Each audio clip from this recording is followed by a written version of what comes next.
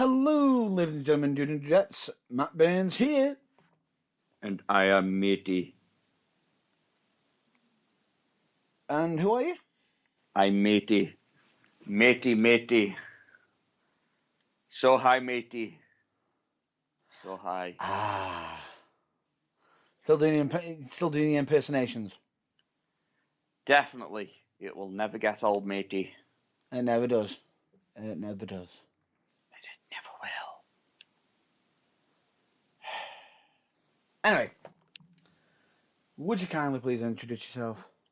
Yes, I am somebody that is somewhere, somehow, being a co-presenter of a podcast. Mr. Irvine.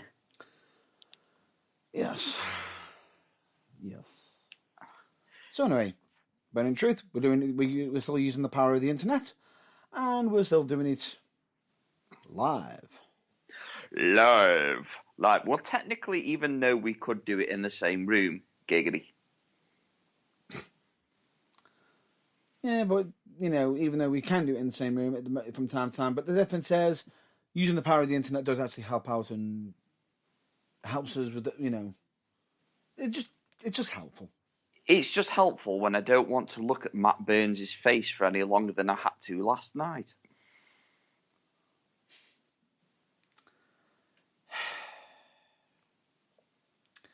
He's such a charmer, isn't he? Anyway, without further ado, I bring to you the Sunday 6 p.m. Watershed, even though technically it is nearly 5 past.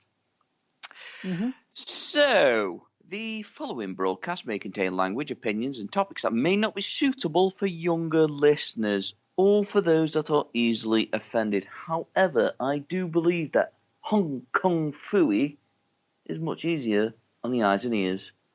Chicka chow, chicka bow wow wow. God damn it, I hate you so much.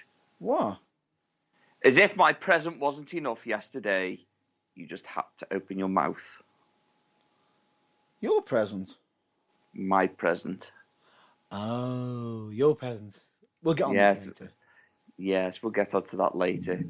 You need to be extra careful this episode. Why? Literally, this episode needs to be sponsored by Durex because he's going to need to be extra safe.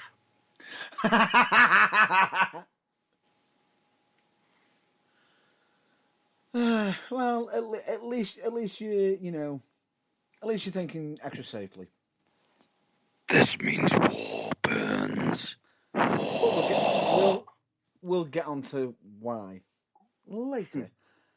But anyway, of course, ladies and gentlemen, we are always here to state that the Burning Truth are always in full support and advocates of Black Lives Matter. We're also advocates for hashtag speaking out. Yes, we are. And we are also in full support of the LGBTQ plus community. And always will be. And always, I seriously hope they don't add any more letters onto that, though, because it is a lot to say. I think the plus is what they're there for. Yes, thank God for that. You're welcome. Did you just refer to yourself as God? What? I just said thank God for that, and you just said you're welcome. No, I didn't. That was just. You did, didn't you? I was going to rush into, but understand that if anyone who has watched it, it was very rushed, very short, and needed to be straight to the point. Yes, it was a bit rushed, and it was a bit blunt and straight to the point. There was a particular reason behind that, wasn't there, Matt Burns? Yes, there was. And what was that reason, Matt Burns? Busy schedules, being non-stop busy, having to attend, having to No. pick you up. No. Oh no, I was just about to say you're getting to the point now, are you? Finally, come on, let's have it out. What? You were late again. You were on the MST. Right, I was late. Or should I say MBST? Matt Burns Standard Time. However, I may have been late, but I was being so nice. Oh, really? Really? Is that what you call it? Is that what you call it? Oh, matey, I bring you gift. But I bring you gift, matey. Nope, we're not going to go there yet. Not yet. But the point being is, we put out the vlog. I put out the vlog to basically explain what I'd been up to, about being on a certain podcast as well, separately from this one. On top of that, we were also attending a British wrestling show. Yay! And that's what he considers being really nice, by the way. That wasn't the really nice part that I was referring to. And of course, I was a little bit late picking up. As per usual. But I was wrapping up him a gift. Shut you bag of dicks. What? I was wrapping him up a nice gift because he'd been working so hard and training. Matey, you don't want to go there yet, matey. Well, we've covered the vlog, so we can get onto the wrestling topic. So we can pretty much jump straight into that topic now. Oh, for God's sake. Does that mean that we're starting off on AEW? Yeah, we can do. Well, it just kind of segues into that, really, doesn't it? Yeah, it does. I see what you did there. Well, matey. Yeah. As everybody knows, I have a certain problem with a certain style of wrestling by a pair of idiots. Yeah. And we all know that I do not like these particular idiots. Yes. Just about as much as you don't like Vince Russo. Well, I've calmed down on Vince Russo. Yes. And I have you to thank for that. Oh, yes, you do. You do. I really do. Bro. You do, bro. I do. And genuinely, I thought... And ladies and gentlemen, I thought with my colleague being so nice to show the error of my ways on the fact that, you never judge a book by its cover. That's just What? Just why? Why did you do it? And what sort of sense in the world do you think that was going to be a great idea? It was, because... If we were to have a match right now, I would probably use it as a prop to beat you to death with. At least you got a prop for it? It's going to happen now. But yes, I do not like the Young Bucks. A lot of people like the Young Bucks. I do not. Each their own. I admire how fast-paced they can do things and how well they do them, and the timing is impeccable, etc., but they just do nothing. Unless it involves a certain basketball hoop. Yes. And well done for Botchamania for pointing that one out as well. No. Yes, actually, yes. Well done, Botchamania. I really, really hope that you were watching it at the same time as me, because then we could be both scratching our heads going, what the fuck was that? Pretty much. But anyway, please continue. Yes, so I do not like the Young Bucks. Mr. Burns decides on a phone call to say, oh, I got you a little gift because, you've been working so hard, matey. So hard. Yeah. You're doing so well, you're so hard. You can put whatever innuendo there, but nope, that wasn't me. Please continue. Anyway, I was like, hang on a minute. I smelt a rat. And I thought, I've got a feeling, a very sneaky, suspicious feeling, that something is amiss here. And to my surprise, I was correct. Because when Matey decided to pick me up, Matey, He Yes. decided to pass me said individual item, wrapped up quite nice and neatly, actually, I will admit. You did well there, Mr. Burns. Thank you.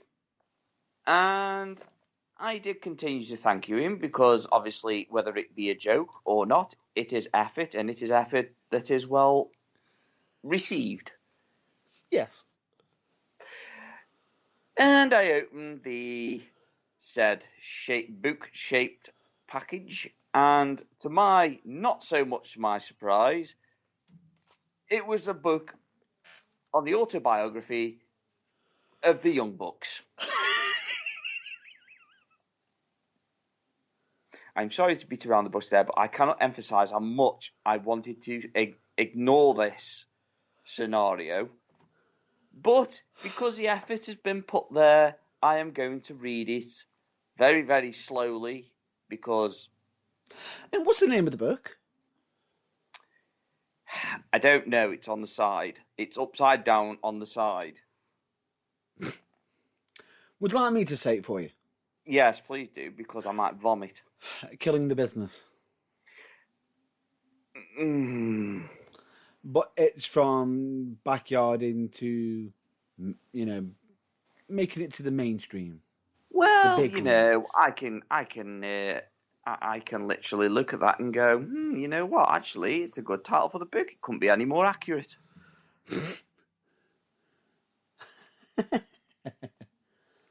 But the difference is, I thought to myself, Irvine was so nice to help me respect, Vince Russo.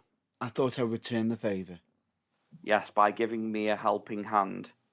Of course. It's not the kind of helping hand I was hoping for, Mr. Burns, but okay. It helps. Every little helps. And he even has instructions on how to do a crotch shot. Really? Really? Which I thought was absolutely hilarious because I didn't even know that was in the actual the illustration. I literally flicked through the pages. Don't get me wrong. There's a couple of cool pictures in there. I'm not gonna lie. Yeah. Like kids from when they were kids, which is a nice little touch. Yeah. Always adding a personal touch to it. But at the front, there are certain illustrations of how to do particular moves. And it looks like it's been drawn by a 5-year-old. Oh, I'm sorry. Were you hoping for a better review? No, I just found it hilarious as I could see your anger as you were opening. It's just, I just thought you were going to turn into a certain character from Big Mouth, just go rage, fucking rage. Yes, I was feeling a bit of rage right there, but not only because you were late, matey, but because you'd given me a book. What's not just any one book. gift that you should never ever give a dyslexic person? Never knew you were a fucking book. And yes, people, you did hear me correctly. I did call it a book. A book. Dialect, different areas, deal with it. Matey. Yes, because I can guarantee you someone has probably brought it up, probably going to be bringing it up, going, it's meant to be book looking cook. It's book looking cook for us. Whatever it is for your area, fine. Not a problem. I'd agree with that, 100%. So leave me alone. Stop picking on him. Don't be sad on me.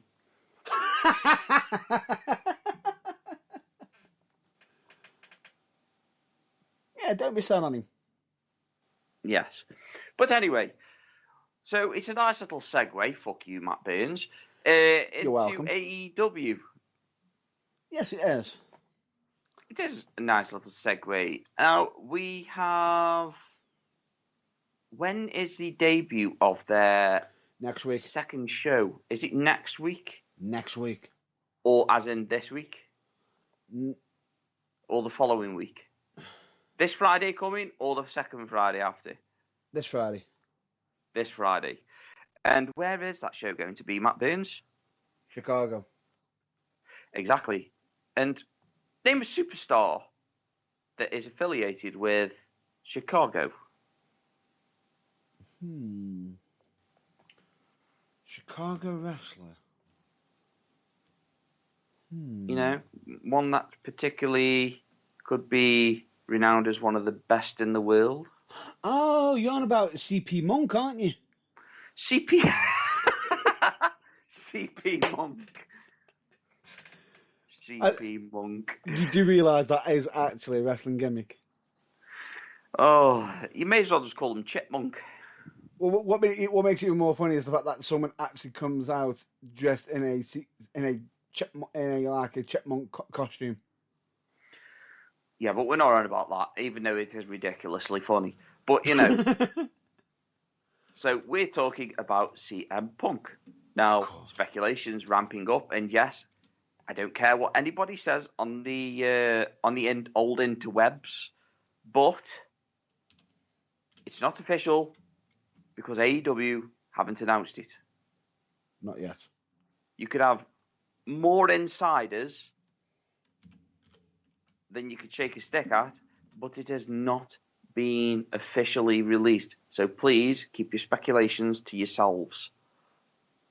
But we will go on the speculation that there's a high potential he could be making his debut then. Me personally, obviously, I used to prefer it when everything was a shock and everything was kept quiet, but obviously nowadays you cannot do that. It's just like football. I've said this before, comparing it to football, transfers and contract signings, they're all out in the open nowadays. And it's very, very hard to keep anything secret.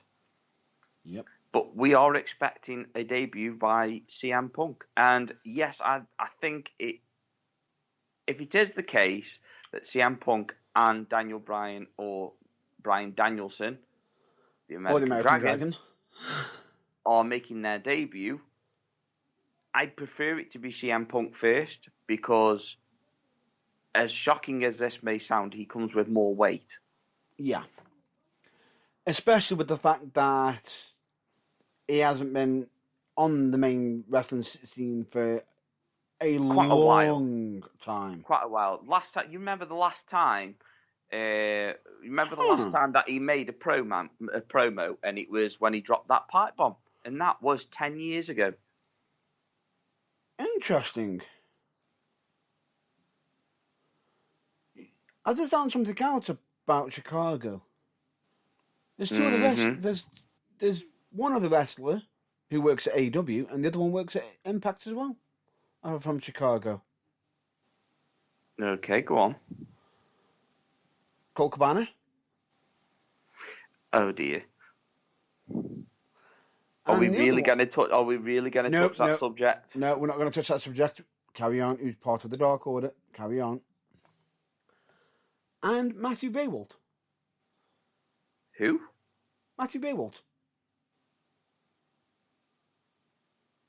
My mind's just drawing a blank here. Aiden English. Why didn't you just say that in the first place? Because he's now known as Drama King Matthew Raywalt. Yeah, but if you'd have said Aiden English, I would have known. But let me just point this out, and this is going to be an apology as well, because I believe when we mentioned about the Impact Homecoming, we mentioned Mr. Matthew Raywalt, and unfortunately I butchered his surname. Again. But we are massive advocates for butchering names. We're known for it. We are very well known for it. Do you remember when we tried to attempt the AEW Japanese roster? I don't want to talk about that. No, neither did I, but I just thought I'd mention it. I don't want to talk about that. I do believe that after about 4 or 5, I think we only got half of one right. I think we got half of one right and then got it wrong after. It's like we can't help being English, for God's sake. Yeah. It's like the only Japanese wrestler's name that I can get properly is Shinsuke Nakamura. Kenta? Yeah, I got that wrong. When I first said it, I got it wrong. Ouch. Shinsuke Nakamura is the only one that I got right. Fair enough. Wow, that makes me sound really bad. I do try. It tries, but the difference is when we do butcher it and we do actually hear the correct one, we wrecked ourselves. We always look back, say hindsight's a bitch, and then correct ourselves. Yes, it is. But yeah, anyway, we are looking forward to seeing what happens on this new show. I am actually going to be purchasing the what was the app called? I can't remember. Fight. I will be purchasing that because Yes. I need to keep up to date with AEW now because I'm too far behind, and I have actually missed taking the piss out of the Labours of Jericho. Although the Labours of Jericho have been, the last one was absolutely amazing. Interesting. Yes, I did see the highlights, so I'm quite happy with that. It was good. But yeah, so we've got loads of AEW content. It's all good. I can't really pick any fault with it at the moment. Unless Matt Burns thinks otherwise. I am that guy at the moment sitting outside a university with a sign on his table saying, "Change my mind." The only issue I have with it at the moment is Kenny Omega's a great wrestler. That's fine. But you're trying to build up a certain cowboy in Hangman Page. Oh, yeah. We're talking about the main event picture, aren't we? We are. And the problem is Hangman Page has lost his shot at Kenny Omega. And this week, Page decided to tell the Dark Order to stay out of it. Basically, you've got to do what stay out of it, please. He's got to do what he's got to do. He's got to do what he's got to do. Mm-hmm. And got pummeled. By the Dark Order? No. By the Elite. Without being able to get what he wanted to get off his chest. Yeah, so you see, this is why I haven't kept up to date with wrestling, because I just don't want anything to be disappointing. I just watched the highlights, and I didn't see that highlight, funnily enough. So he's lost his title match altogether. Yeah. And but he's got to climb the rankings. They spent so much time building him up? I think the idea is he's meant to lose the championship, show how hard and working and determined he is to climb back up the rankings to claim the championship. Well, if that's the way that it's going to be and they're building him up because they just don't want Kenny Omega to lose a title yet, then that's fine. Or is it the case that... See, the one thing I don't want to happen, if it is the case that CM Punk and the American Dragon, Daniel Bryanson, or Bryan Danielson, whatever his fucking name is. One of them. What I don't want to happen is them to come in and go straight into the main event picture. That would just be pissing all over the career. I doubt that will be the case, because I believe, if I'm not mistaken, the Blade and Christian Cage were fighting potentially for Christian Cage to become number one contender, because he's currently undefeated. Yeah, but wouldn't you then have Christian Cage versus Hangman Adam Page for a number one contendership match? Not necessarily, because I believe Page has gone straight down to the bottom. And how AEW... How though? But how? when he literally lost the 8-man tag fight for the Fallen. Yeah, but that was nothing to do with the main event. That was nothing to do with his championship, was it? Yes, his it championship title shot. So if Yes, he it lost was. that match, he loses his fucking. Oh my god! The idea being is, it was you get that match. You only get that match in blah blah blah blah. If you win, you get you get me 1-on-1, no release, no Dark Order, and if you lose, you lose your number one ranked position. Fuck. Right. So, positive note from that though is we get to see they're playing the long game. We get to see Christian Cage versus Kenny Omega. Yes. Downside is the upside, but the downside, it's made it predictable. Yeah, because I can't see Christian Cage winning it. Yeah. And that's why I think that they've done this to prolong Kenny Omega losing his title, because they might actually have something more long term. Possibly. Do you remember when we all thought that Cesaro was going to be the man to take down Roman Reigns? And it was all looking that way, and we really wanted it. And it didn't pay off in the end. Nope.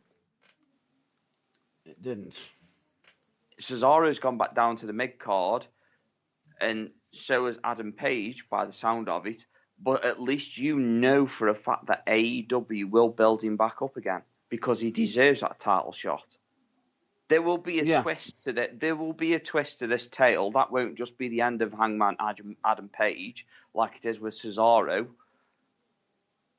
100% agreed with you on that one. So there will be a twist in the tale. So we shall see. We'll just have to tune in, and we'll just have to trust the creative writing team, Tony Khan and AEW with the storyline, because I can guarantee you that some of the legends would have had some input. No, but the only problem I had with it is with the segment is it wasn't just a beat up. It wasn't just a beat up. I've heard of kicking someone when they're down and everything, try and make your top heel. If it's looking like a dick, and then there's just really. Because tell me if this does sound right. He's in the ring. He's about to say whatever. Then you got Kenny Omega come out, interrupt him without him speaking, berate him on the mic. And I mean, proper berate him, calling him, you try and call back into the elite. Well, we don't want no loser, has been, blah, blah, blah, who ain't got no title, blah, blah, blah, and everything. It almost felt like what Stephanie used to do in WWE. Turn up, annoy everyone, and fuck off. It looked like it was going to go down that road. I'm just glad that Paige just sucked Kenny Omega.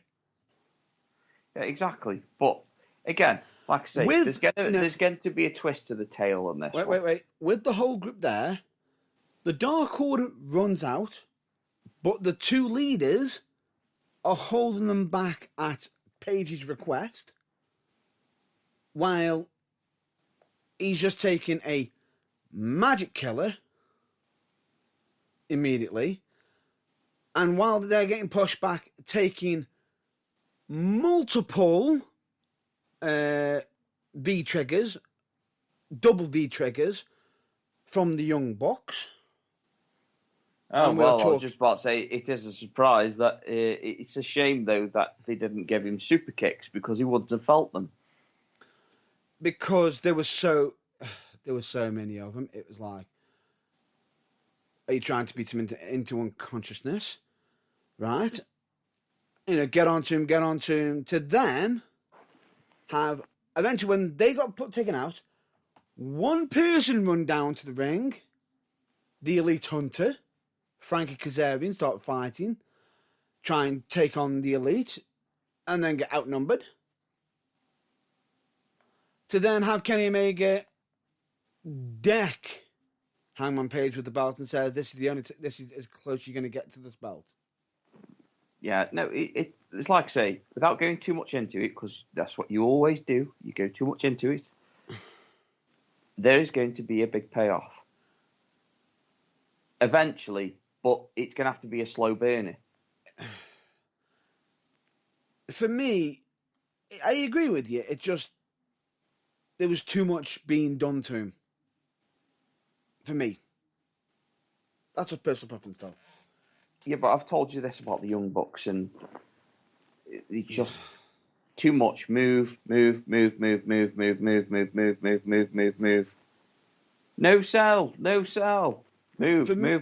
No sell. No, but the problem was in this is that it's meant to be a no sellout, like you said, but it was the fact that Page was selling it all.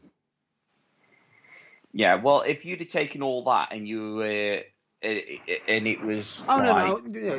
I'm glad he was selling it. Really glad he was selling it. It just felt overkill.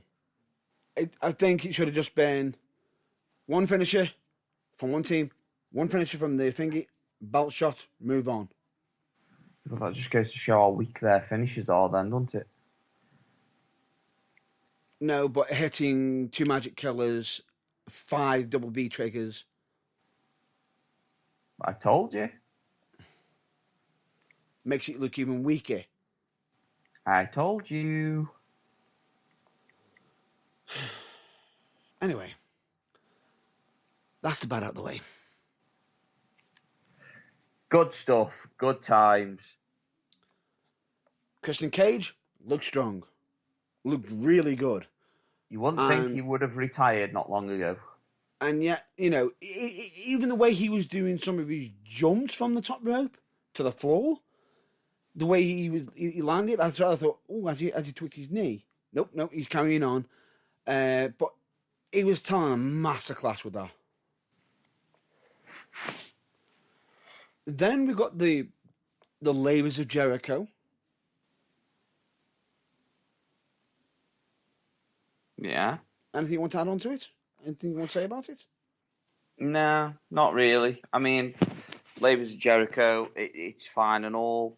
Obviously, I didn't like the Nick Gage match because you could literally see Jericho telling him what he needs to do, where he needs to be. So no. And he's also being asked now if he would do another death match. Who? Gage? No. Or Jericho? Jericho. No, he doesn't need to. Yeah. Why? Why would he need to? He doesn't need to. Just no. No. The only time he should be doing it is if it makes sense. And it doesn't. So no. And right now it doesn't. So leave him the fuck alone. Yes. No. Leave him be. No. Are we done? Yes. Right. I did like the fourth Labour. You did? Yeah, against Hoovy. Oh, yeah. I thought that was the third Labour. Oh, my mistake. Apologies. I was just about to say, wasn't Thingy the fourth? Yeah. Wardlow's the fourth. Yeah. With MJF as the referee. Oh, yeah, that's just so fair, that isn't it? I did kind of think that we were literally nearly done with the whole MJF and Jericho thing, but clearly not. Yeah, but we just got this one match to do, and then we get MJF versus Jericho. Again. Which, if you remember rightly, Jericho lost. But won't on this time. Hopefully. I was just about to say, do you know something that we don't know? No, I don't. That's okay then, matey. Let's continue, matey. Okay, matey. Okay. Right, anyway. Dr. Britt Baker, the MD, Philip J. Fry, take my money, don't care what she does anymore. She could literally throw poo at a wall and let it stick. I still want to watch it. Yeah. What are you doing? What are you looking up now? Nothing. Not looking up. You porn up again? No. I'm sharing I'm sharing this out to people. We want more listeners. Of course I do. That's what I'm doing. Just didn't think they'd want to listen to you masturbating, that's all.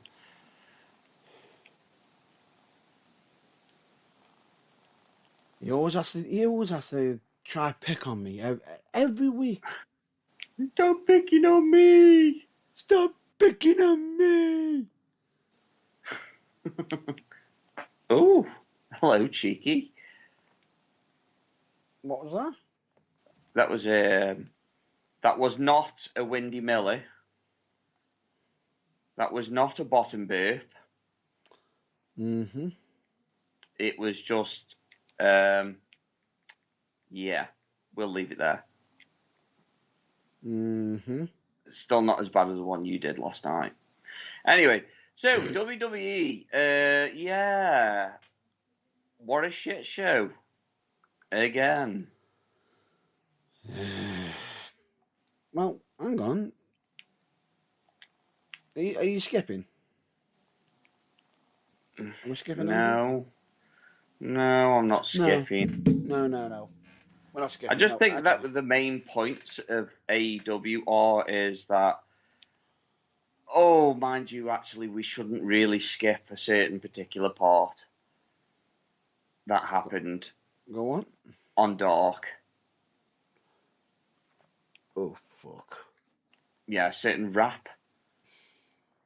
It didn't happen. Well, at least that's what AEW wants you to think. Yeah, I think AEW are actually doing a Vince McMahon here. It didn't happen. Well, I'm sorry, but it did. And to be fair to AEW, they did jump all over it and be like, you know what? Actually, no, it's not cool.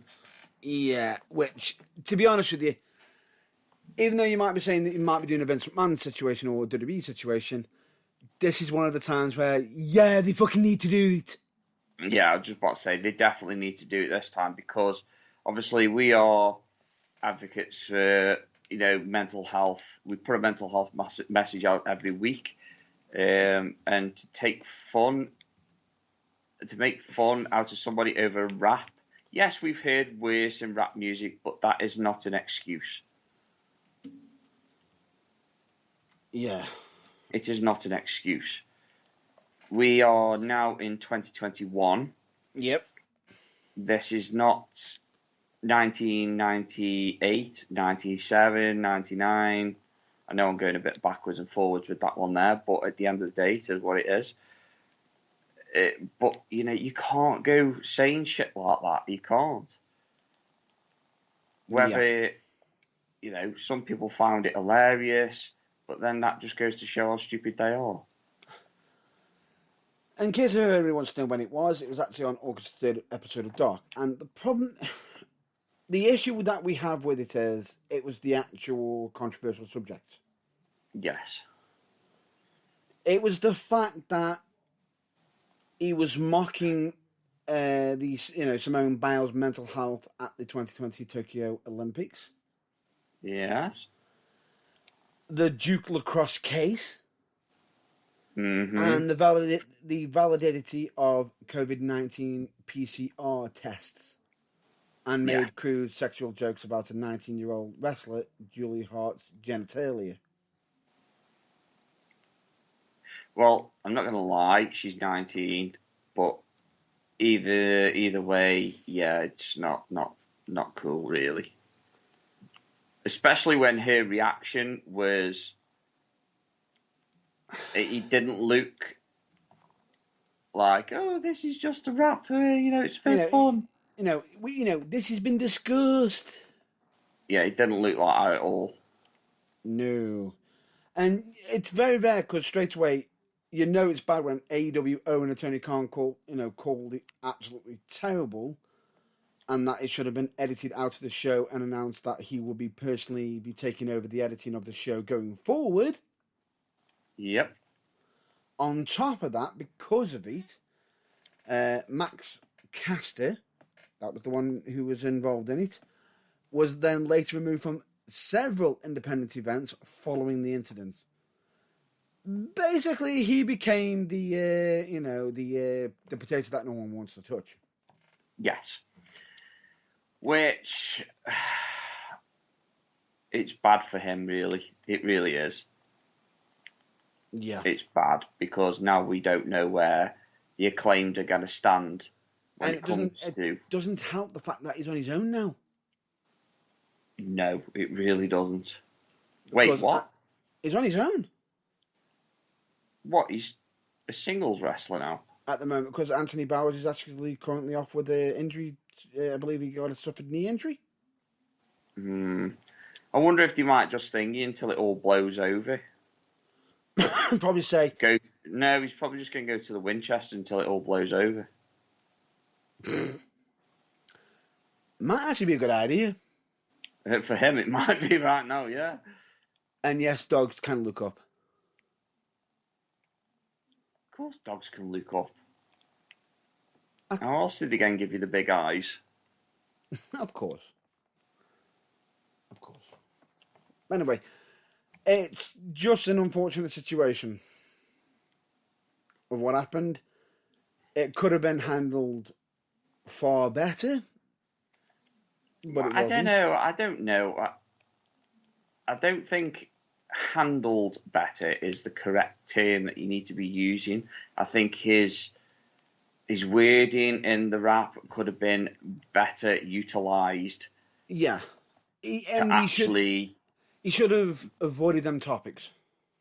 Yeah, I was just about to say, because one contained mental health. The other was allegations. Yeah, and and one was talking about private parts of a 19-year-old. So, yeah, kind of not cool there. It's a domino effect. It's literally just, one's bad. That's bad. That's worse. Why is it not stopping? Yeah, exactly. It does make you wonder, doesn't it, really?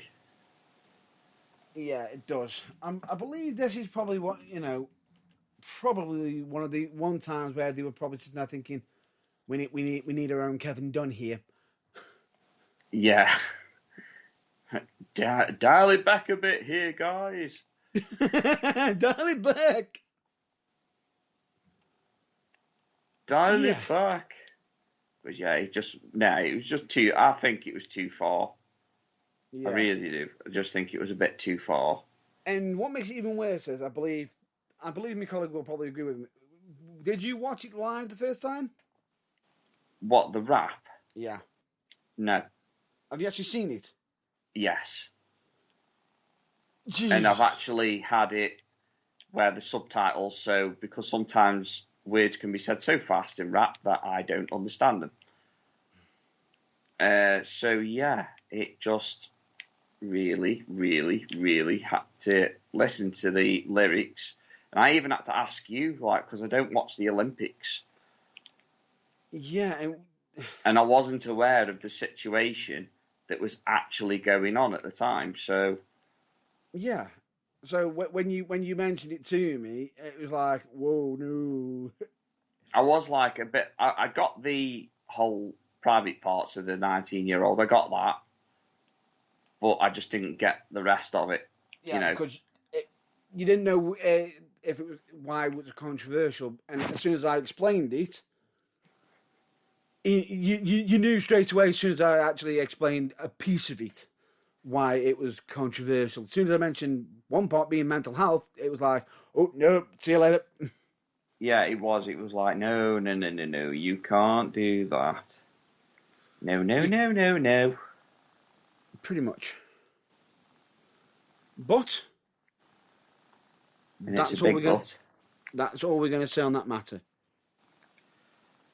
It certainly is, because as much as we like to hang on to situations like that to discuss them, it's just pointless to me. It's being sorted as we talk about it. So, or it's already been sorted, so it's pointless continuing with it. But it is something that needs to be addressed. He should be punished for it because it was a thing. I know that AEW is supposed to be edgy and taking it back to the old school, but still, there's a line in the sand, guys. There's a line in the sand. Yeah. And you shouldn't have crossed it. You shouldn't have done that. No. So yeah, let's move on. And you wanted to go to WWE now? Yeah, let's not ramble on too much with WWE because you know how I feel about it and I know how you feel about it right now. Would you like me to just wrap it up quickly? Wrap it up nice and quickly and put a little bow on it, yeah. Right, we know how much of a clusterfuck WWE have been lately, and the fact that they are releasing more stars supposedly because of budget cuts. Really? The fact that they've now gotten rid of multiple NXT stars, even though some of them were actually recently champions on there. Then we've also got the fact that Ric Flair has now left, and now all of a sudden, now that Ric Flair's left, Charlotte's losing matches by beating herself up. No idea why. That's probably her idea. Not even going to touch that subject because that will be a 20-minute rant. But we're not going to do that. The fact is, WWE have been making many, many mistakes. On top of that, they haven't just been making damn mistakes. They've also been even forgetting when people's contracts are actually expiring. And in doing so, and they do make you know themselves why? look very stupid. It makes it even more funnier. Do you know why they're not noticing when the contracts are expiring? Go on. Because they released the guy that was looking over them. Sounds like a kick in the balls. So they accidentally, somehow, didn't realise that Adam Cole's contract expired. Yeah. And lucky for them, Adam Cole isn't being a dick with them, even though he could be. Oh, I've heard the speculation about what people say he's looking for and what he's after and all that crap, and I don't believe it for 2 seconds. There is rumours that there has been an emergency meeting being arranged for Adam Cole to discuss future contracts. He has also agreed to an extension on his current one, the one that expired, till potentially, I think, just after SummerSlam. However, he was clever enough to turn around and say, oh, and by the way, the non-compete clause, we'll have that removed out of the extension. I reckon that's the only way that he'd have an extension, I do.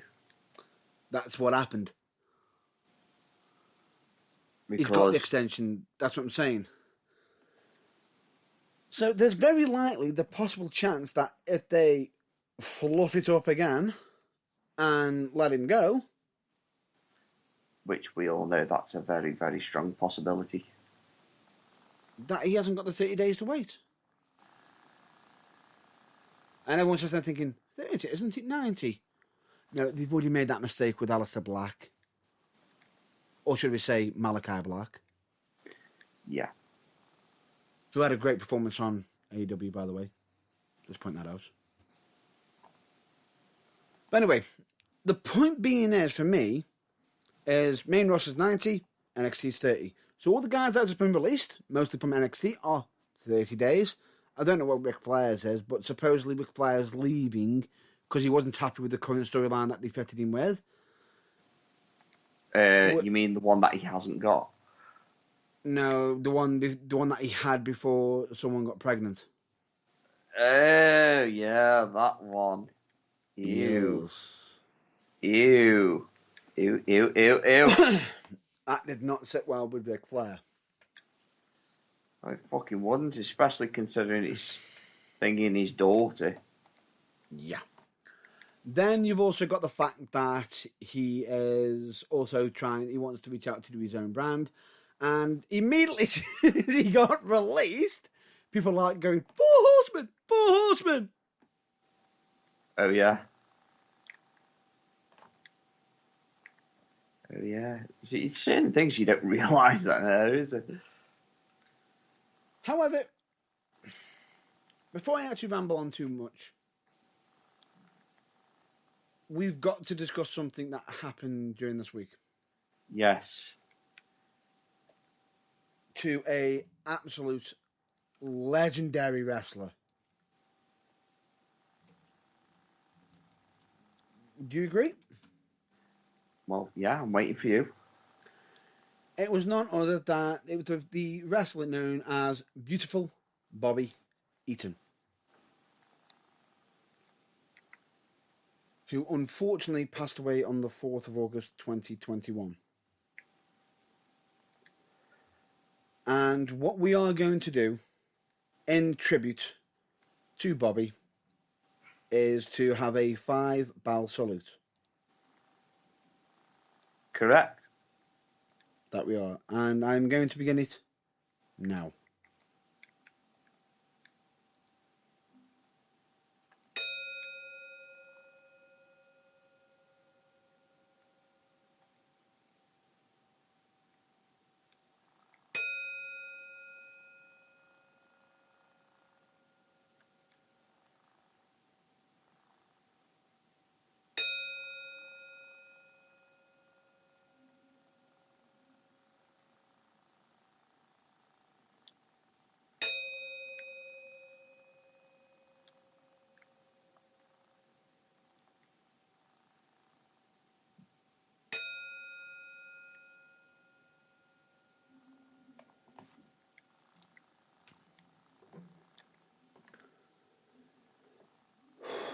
And with that,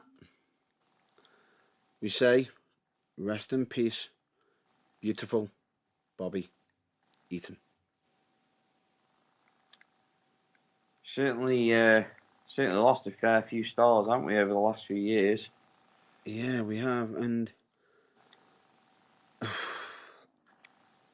this one, when it happened, and I remember when we both found out, it was just,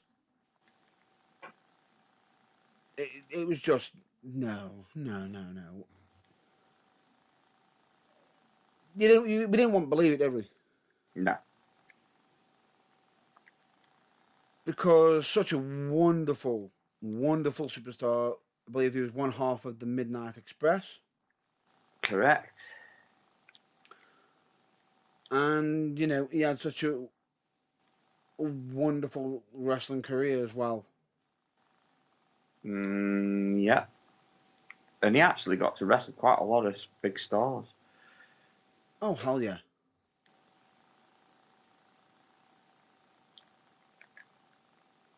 And I don't believe this. And I just found this trivia just pop up on my system.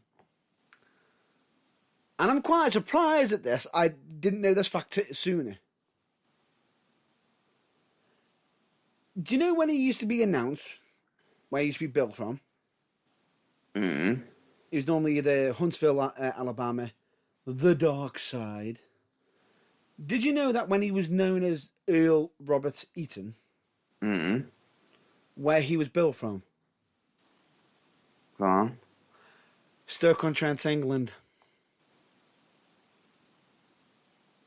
What? Yeah. Wait. So Bobby Eaton. When he was known as the Earl, Yeah. got himself announced as from Stoke-on-Trent, England. You joking? Nope. But he wasn't from Stoke, No, he wasn't. No. Huntsville, Alabama. I was just about to say that is pretty cool. That is. That's wow. That's like, yeah. That's actually just caught me off guard. Yeah. As you can imagine, I've just literally found this information myself and just gone, eh?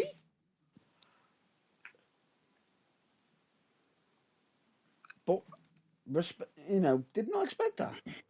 Yeah, I know, especially considering that we come from Stoke-on-Trent in England, and it's like, I didn't know that. I really didn't. Huh. You learn something new every day. I know, yeah, but Yeah. wow. Yeah. He billed himself from Stoke-on-Trent, England. Hats off to him. Couldn't have picked a better place. But he will be missed.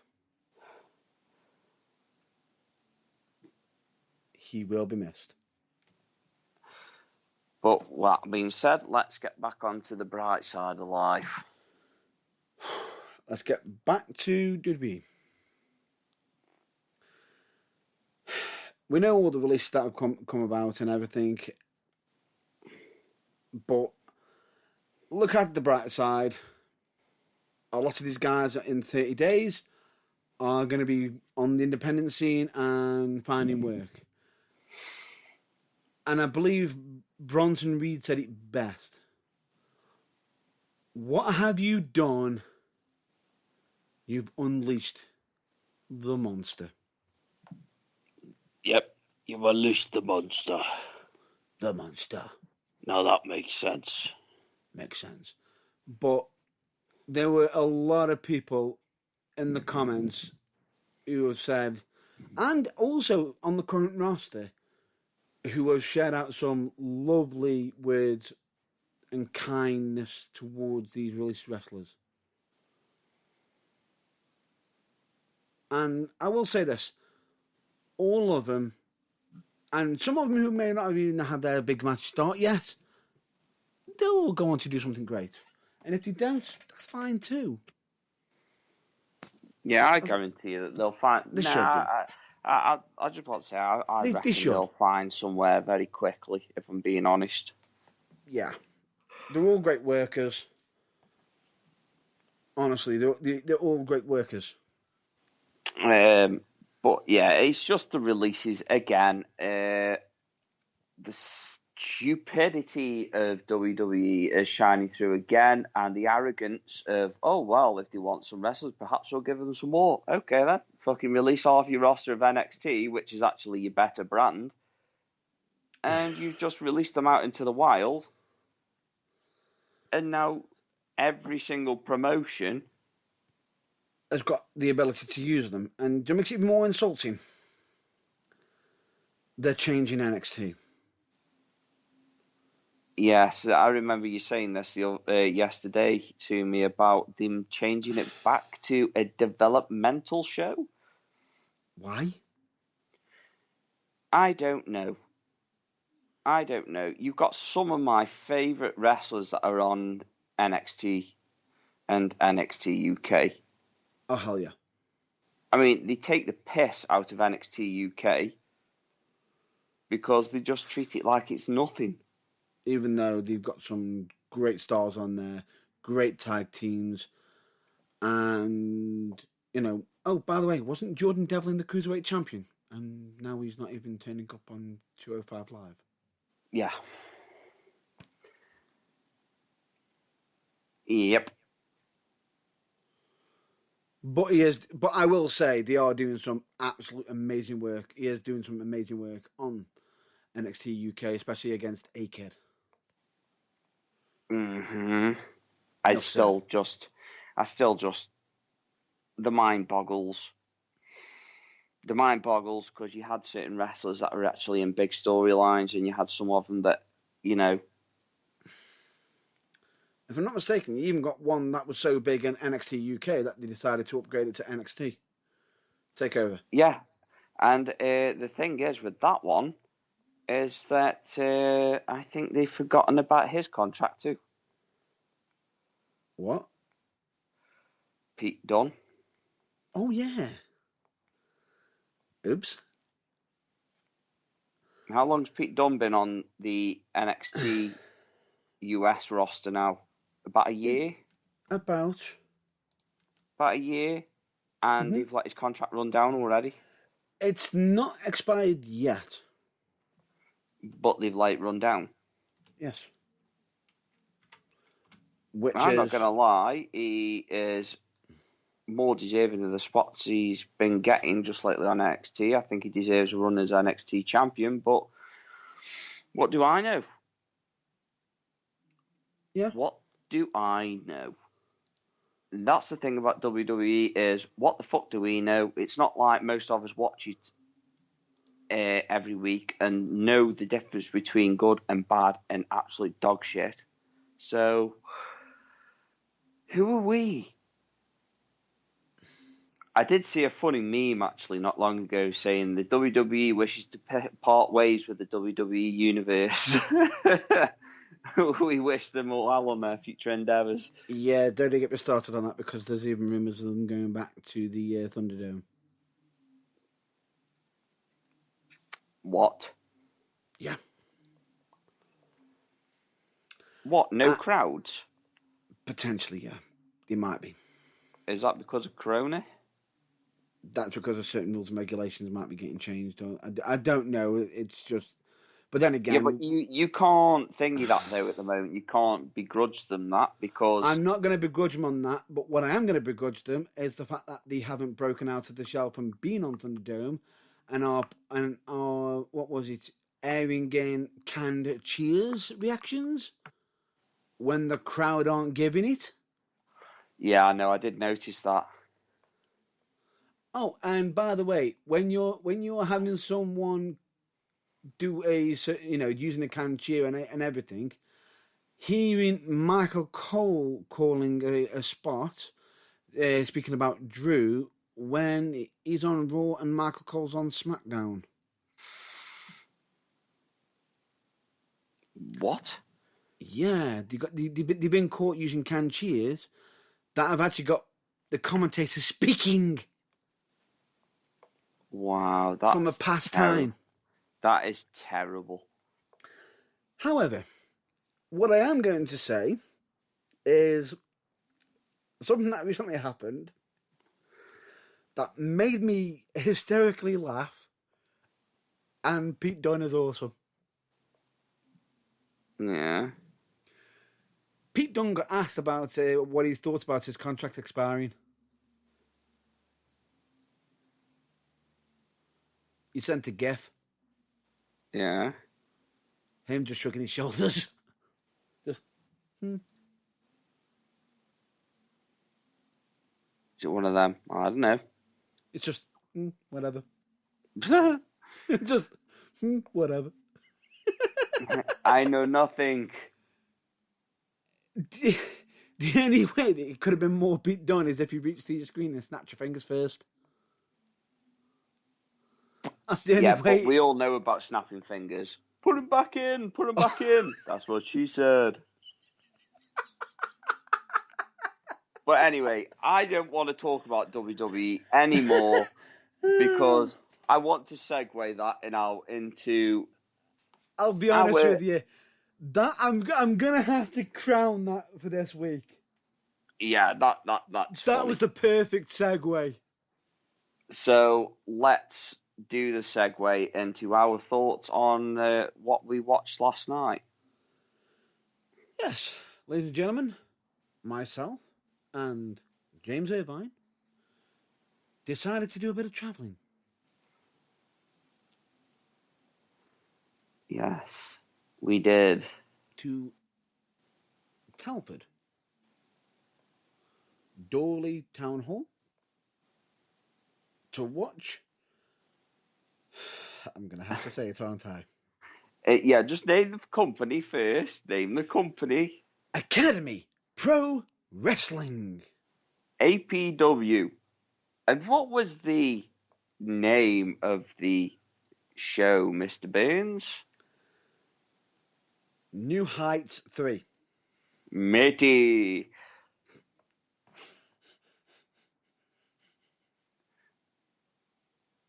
It's so high, matey. So high. I'm gonna have to get him back for that one. Oh, good luck with that. You might be waiting a while. I might be, but I think he might have to be on his deathbed for you to get him back. probably because I'll be honest with you, that in case if anybody wants to know who we are referring to, that would be none other than the Dosser King, Charles Kelsey. Yes, because not only did he point out that Matt Burns can jump so high, matey, he also told us why. And now it has kind of stuck. And what makes it even more funny is the fact that he actually did it during the match. No one cottoned on, and all I'll say to you is, just ask Irvine for what was my reaction. Well, first of all, let's start at the beginning, shall we, Mr. Burns? Yes. Because we're covering the whole show. Okay. So there was there was an academy show, Pre-show match. A pre-show match. Yep. Before it kicked in, it was what it was. But the difference is, it shows that they are showcasing what potential, what they've been doing, what they do behind the scenes. That's their showcase. Yes. And yeah, it was what it was. Yeah. It was all right. I'm not going to say it was great because that'd be a lie, and I don't like lying. But the difference is, with wrestling, there's always areas of improvements, and I'm pretty sure they probably got the advice that was given to them. Yeah, I was just about to say, it's not up for me to give them advice or tell them where they went wrong. It's just my opportunity to review this kind of thing and just, I can't give them pointers or tell them what to do, but, at the end of the day, I can only point out what was wrong, and it was sloppy. But you can't expect miracles. It wasn't. It was sloppy. I wouldn't say the word sloppy. I would just say, less rush. Don't rush. Yeah, I would say don't rush. I would say the heel, he played his role well. The crowd were into it?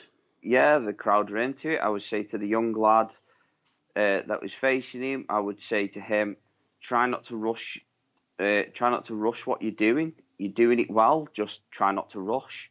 That's it. And yeah, just remember ring awareness. That's all I can remember. That's all I can remember from the match, really, is just ring awareness.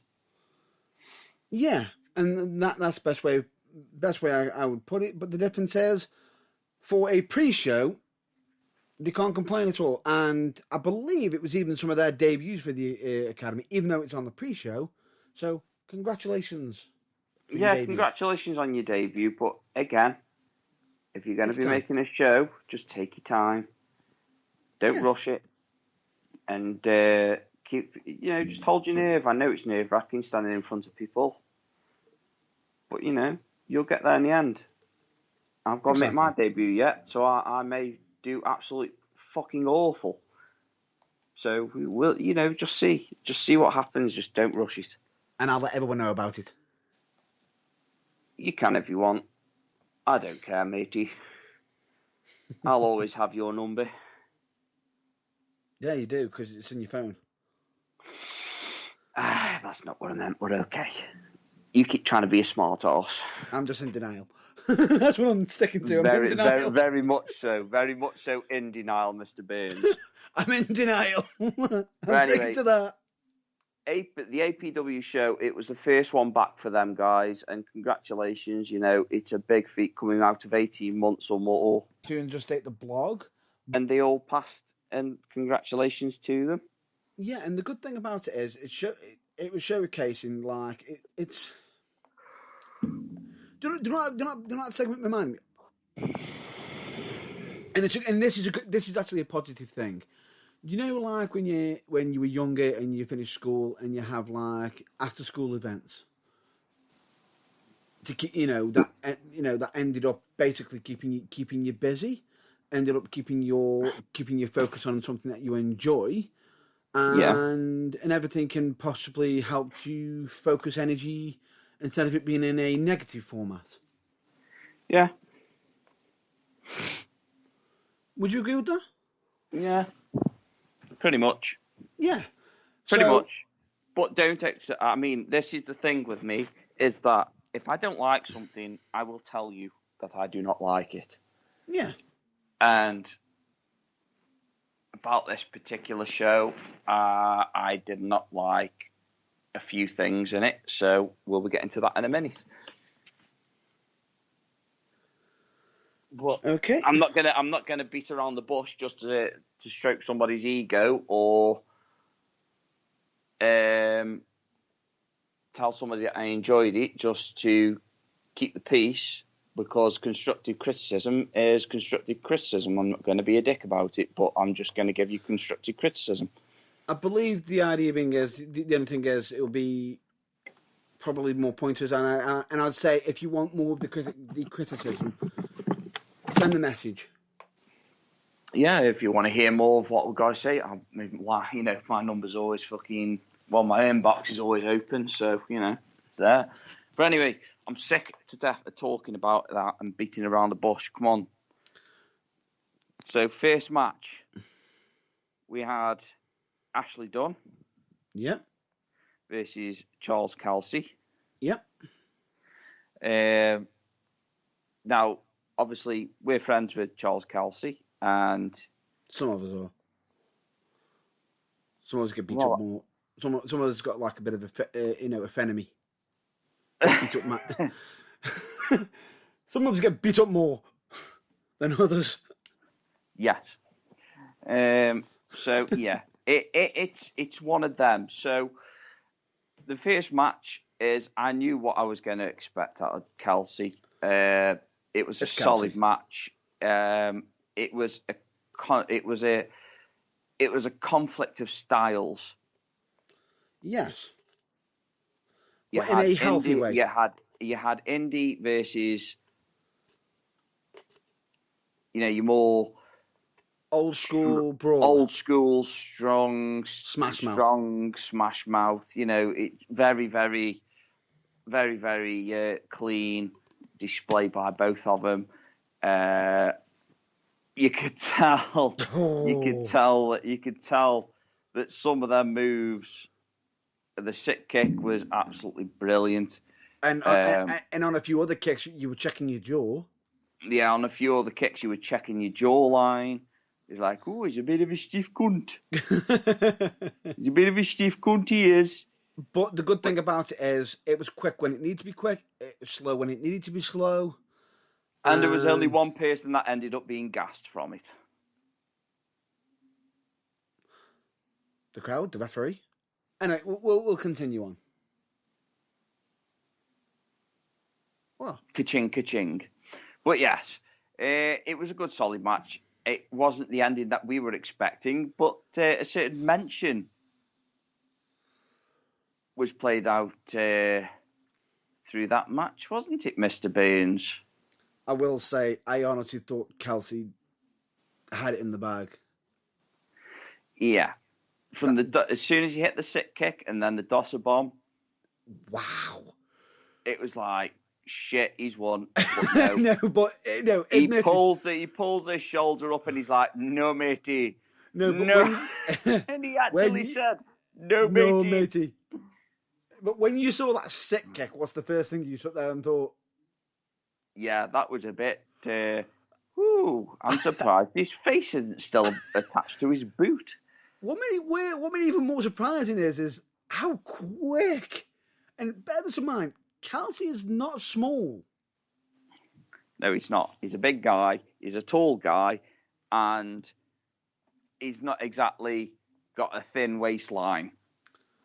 Right? He's a heavy dude. He's a heavyweight. He's a dosser weight. Right? And the difference is, to leap and hit a sick kick at the range he was at, I didn't think he was going to hit it. No, I didn't, to be fair. It was just, boom. I was like, what the? Then the dosser bomb was like, it's over. It's over. Then, no, matey. And then it's like he pulls his shoulder up. He's like, no, matey. No. And he gets him up, picks him up by the head, and guess what he said? I go so high, matey. And why is that, Mr. Burns? No idea. Because it's not like we've mentioned it before. No idea. We've heard it less times than Kurt Angle's mentioned in winning an Olympic gold medal with a broken freaking neck.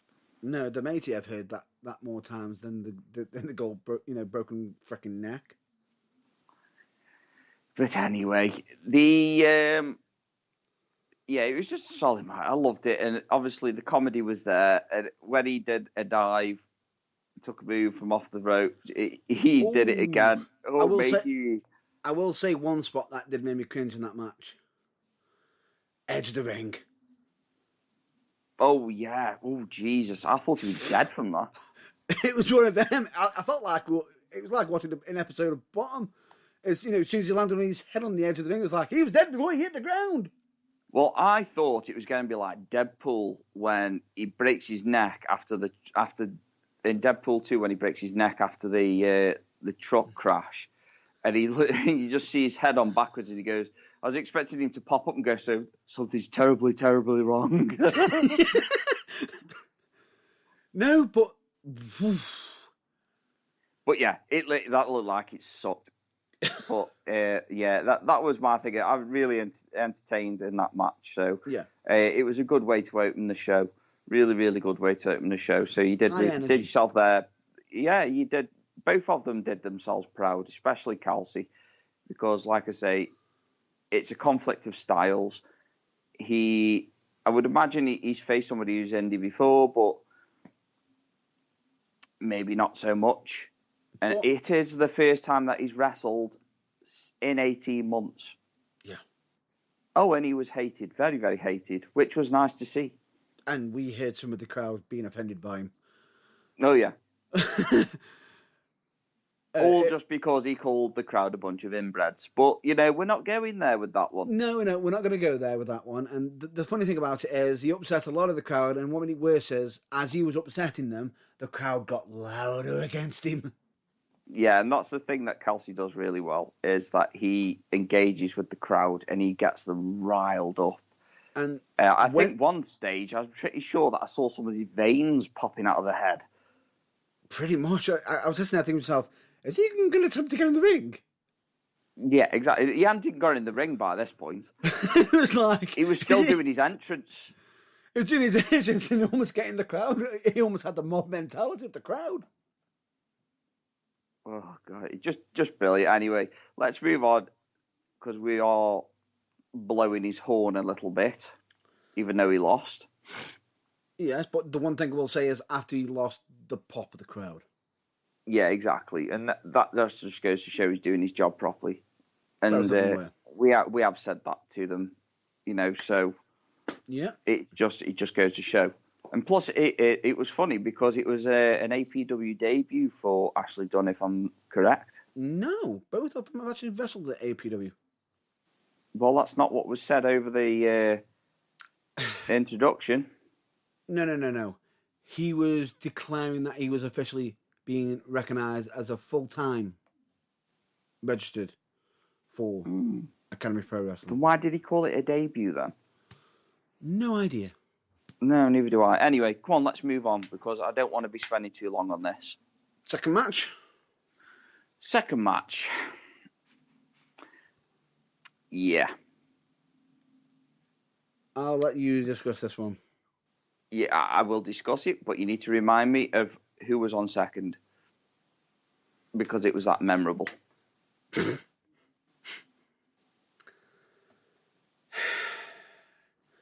Fatal 4-Way, Kieran McQueen, TJ Sky. I'm just trying to remember all names. I'm not the best with names myself.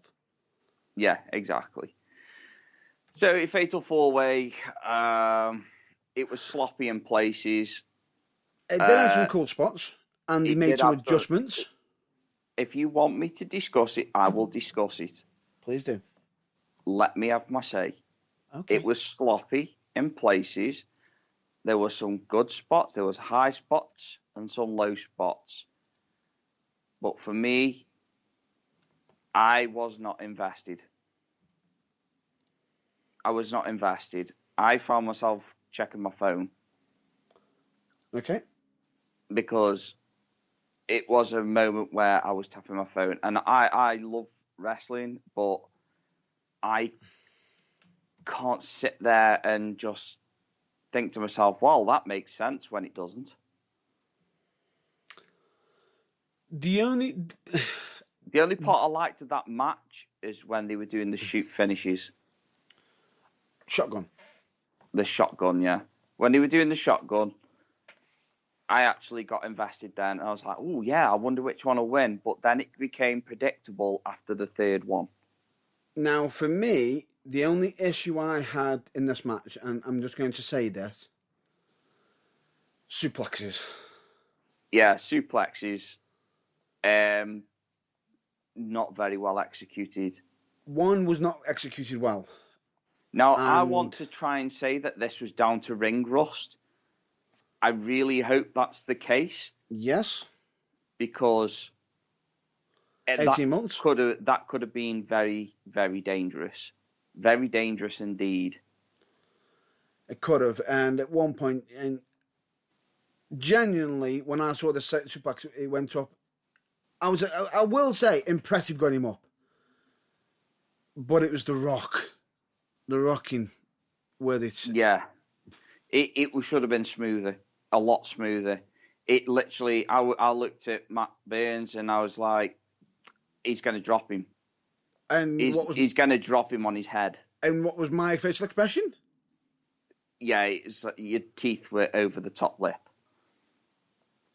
Yeah. It was pretty bad, and it was worrying.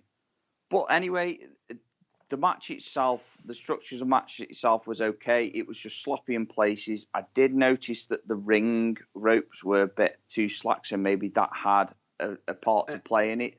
Which I believe in one segment they did have to adjust to, which I thought in certain parts of it they did nicely.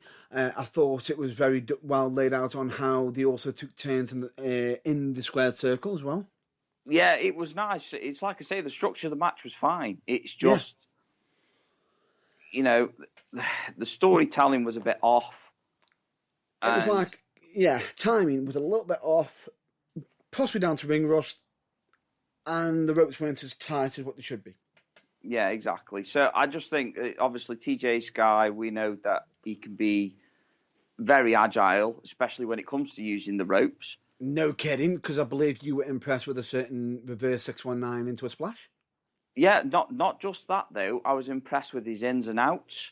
Yeah. I was impressed with his ins and outs, but I did notice that the ropes were that slack that he was fighting with the ropes. Yeah. So that, to me, is what made it look sloppy. And I genuinely, I don't know what was going on, but teething problems, easily sortable. And hopefully, in the future, it's corrected. Yeah.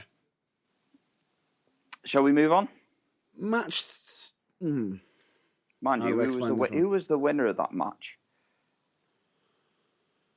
Wasn't McQueen, wasn't TJ Sky. It was the new debut, I think. The new debutee. Yeah, I was just about to say, I can't remember his name. This is like asking me about the Von Erichs all over again. Don't ask him about the Von Erichs. No, don't ask me about the Von Erichs.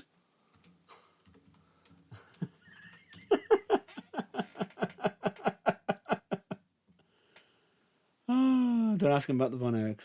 Just don't. Fuck you, Burns. I said, don't ask us. Oh, I thought you said me. I said, don't ask us. Because, Anyway. we all did terrible. If I'm not Yes, we mistaken. did. We did. Absolutely shocking. Yes. Yes, we did. Continue. Yeah, so what did we have next? Match 3. This one, I believe, tickled you funny. It did. The start did, yes. Yes. Now, I'm going to say match... I'm going to point this out. This was match 3/4. But we'll get to that. Yeah. Match 3 was the Academy Pro Wrestling Heavyweight Champion, Joe Black, versus Rapid Fire, Tommy Gunn. And yeah, it started off.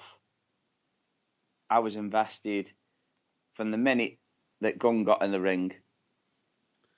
And the fact that you were probably marking out to Simply the Best. I wasn't actually. Oh no, I wasn't that was, actually. No, that was actually my mistake. It wasn't you. That was certain other members of the crowd. Yeah, it was, and I just sat there like in true heel fashion with my arms folded, gazing into the distance.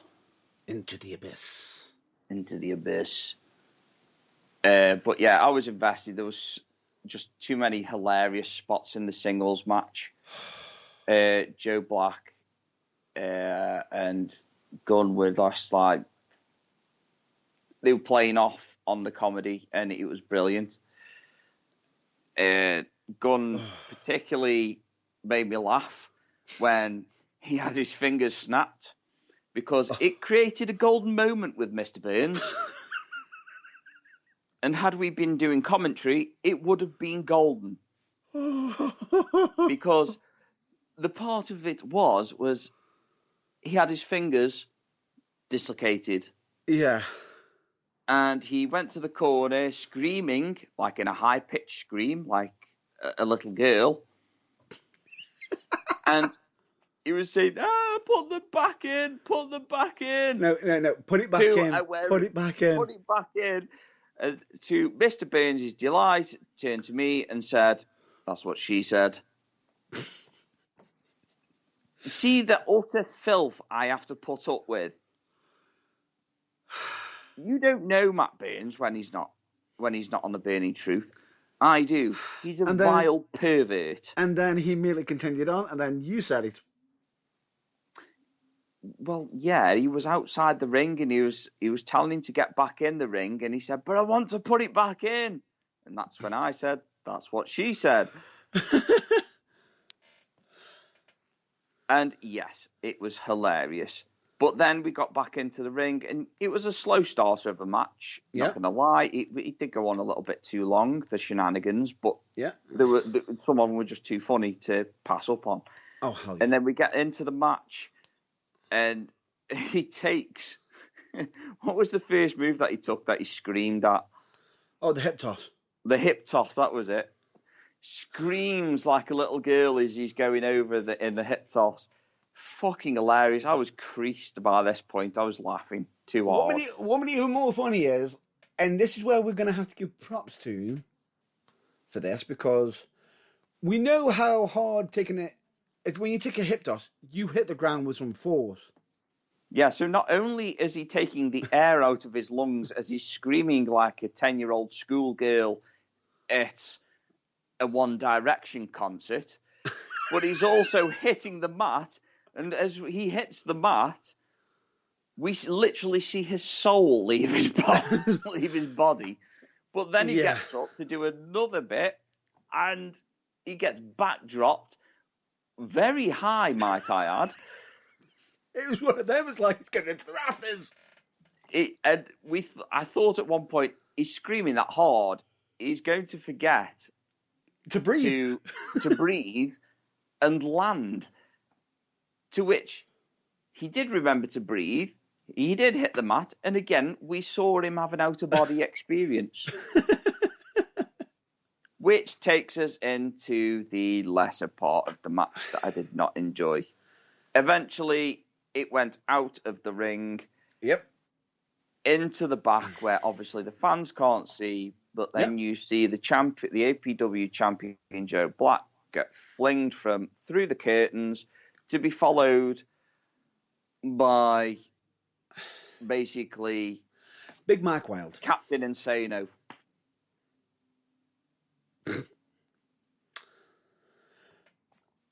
By none other than Big Mike Wild. Yeah. Right. Now, Big Mike Wild. And then he's assaulted by Big Mike Wild. Yep. And then the ref calls for a disqualification. All because he said that he touched me backstage. Not only is that a no, but that's also a And think of the children, won't you? Yes, please think of the children. Why won't anybody think of the children? I did wonder when the voice was I've been coming in. thinking of children. Nope. No. Sweet little cherry pies. Anyway, Mm. this proceeded BMW. this bit proceeded to make me sit there and think, okay, so that's happened. Now, what I didn't get is Tommy Gunn just got disqualified. Straight away, you'd be pissed. Yeah. You'd be pissed. If someone's just cost you the title, you'd be pissed. And we didn't get that. We just got... Him looking like he was waving at him saying, you're getting your ear kicked. Yeah, and it's like... So this isn't a serious championship match. He's not... I know it was like we got that from the comedy, that it wasn't... But sometimes... You know, be a bit more like a chameleon. Treat it seriously. His entrance was semi-serious, so I was okay with that. Yes. Even though it did take too long. But then it's like... But then again, comedy. a long entrance can be good, can be done when done right, and he normally does do it right. But we'll explain some of the issues with the entrances later. Yeah. So we had that, and then it gets announced by Drew who is now actually the general manager, Which was announced at the start of the show. which was announced at the start of the show. Congratulations, Drew. Yeah, actually, you know what? Congratulations to you, Drew. Really happy for you. After you got sacked, but okay, yeah, happy. No. Congratulations. No. Congratulations, on the new role that you've gained. I'm not going to say anything, but you now know how I feel, don't you? Yeah, true. What? True. Did I say much? No. So yeah, there we go. Where we have it. Matt Burns has had his moment. But yeah, so there we go. It gets announced then that it's turning into a tag team match. Yeah. And again, I was already invested in the singles match before the interruption, before the DQ. Yep. Then you get Sanchez coming out. Joey Sanchez, who just looks like an absolute unit, but even though Joe Black is the absolute unit. Yeah, even though Joe Black is meant to be the absolute unit. But I didn't get the match. It doesn't make sense to me. It seemed a bit lackluster. And again, I lost interest in that match. The only time I enjoyed the tag match was when Joey Sanchez gets in, he fires up and goes to town. I was happy with all that, but then the ending came and Yeah, I'll let you go into that one. Just make it quick, though. Super kick. Almost dropped from catching on his shoulders. Drop on shoulders. Pop up into powerbomb slam. Quick enough for you? Yeah, that was quick enough. There we go. But I will say this: I believe Joe Black, after he did that, he did complain about he was just there thinking he did have to go see the medical team about his pails. Oh yeah. He did have to check up because he did land a bit sharpish. A little bit sharp, yeah. Yeah. It's a bit where I thought his spine was going to come through his mouth, but okay. Yeah, pretty much. But yeah, no, I didn't like I wasn't too keen on that match. I just think that the singles match was enough. For me. Always good seeing Jerry Sanchez. Definitely. Always good seeing all the wrestlers involved. As I know all four of them, and genuinely, for me, in this match, and for the tag match, and this is not me disrespecting the champ at all, and I'm pretty sure you're going to agree with me on this one. The MVP for the tag team match, Sanchez. Yeah, it was his tag partner. Now, that happened. What I didn't get was what happened after. Yeah, I mean, it just, yeah. All I'll say to you is, CJ Connor's come back. Great seeing him back. Because he did technically retire. Yeah, he did. For a short time, but I believe. But good to see him back. And he's looking well. He also looks pretty much upset that Joe Black has got still got the Academy Pro Wrestling Championship. Which, if I'm not mistaken, Joe Black took that championship from him. Well, there you go then. Better storytelling for you there, but come on, let's move on. Let's move on to it. The thing is, Joe Sanchez is left. We've got Drew, who makes the announcement of he wants no physical violence between the both of them, or there'll be consequences. Which is okay, which is fine. For Drew go for leave, Connors hit Joe, which then Joe falls into Drew inadvertently. Joe gets up to get out of the way, ready to kick the hell out of Connors. For then Drew get up and say, "Who the hell do you think you are?" and suspend the champ. Yeah, it just didn't make sense to me. It makes sense because there wasn't really much of a reaction from the champion himself. It was just like, okay then, bye. Although, I will say this to Joe. Respect for him to hold him back even though he's been suspended. Yeah, definitely. Now, I know some people might think, who see me as the functional brother, so I think I'm a nice guy and everything, but if I had just been suspended, I think I would have just gone, "You've suspended me? Fuck it, I'll make it worth my while." Think Triple H whenever something is always announced against him, like when The Rock finds out that Stone Cold's going to be in his corner. Triple H is absolutely fucking livid. No. What I'm saying to you is, I would have literally decked Connors and have said, "Now suspend me." Yeah, but you'd be livid though. Yeah, you would. Again, I agree with you that if you're going to get suspended, then you may as well make it worth your fucking while. Exactly. It's like now fucking suspend me. It's like the old Lee Evans joke, isn't it? It's the old Lee Evans joke where he says, you get caught by a camera, you slow down. Oh, fuck's sake. Yeah. Come on, anyway, let's move on. Carry on. We're dwelling on this far too much now. Half-time break. Half-time break happened. got some refreshments, tidied up, got to speak to some colleagues. Yeah, you did. What? You know what I'm laughing at.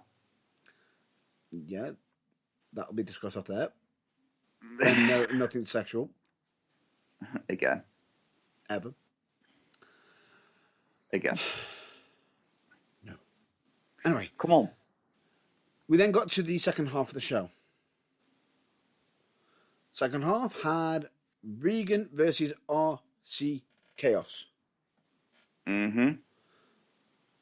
What are your thoughts on this match? I actually enjoyed it. Big guy versus big guy. You always got to love a big guy versus big guy match. It was fine.